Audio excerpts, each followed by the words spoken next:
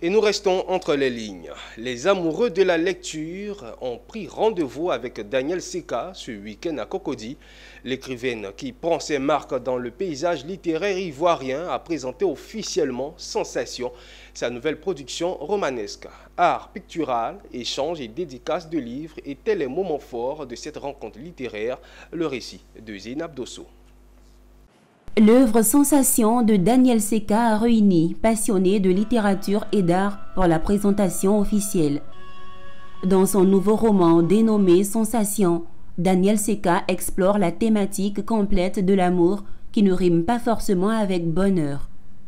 C'est l'histoire d'une jeune femme nommée Ballerine, souffrant d'une maladie mentale, mais en dépit de tout, croit fortement à l'amour, mais ne reçoit pas finalement le retour escompté de Cupidon. Sensation, c'est un livre à travers lequel je parle de la santé mentale. La santé mentale est un sujet qui est très minimisé dans nos sociétés africaines, très banalisé. Voilà, plusieurs personnes en souffrent malheureusement, mais on ne considère pas du tout le mal. Il faut réellement s'intéresser à ces personnes-là et les prendre en charge avant que le pire ne se produise. Lors de la présentation de son livre, Danielle Seka a évoqué les motivations qui l'ont poussée à écrire ce roman.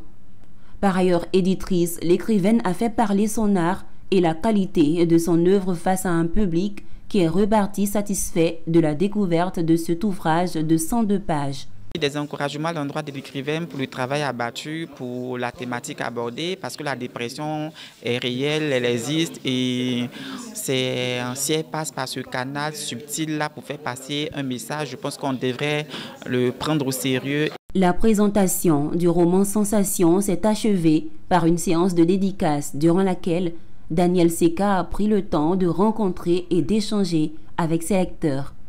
Les échanges ont été riches et passionnants, témoignant ainsi de l'intérêt et de l'attachement que porte le public ivoirien à la littérature.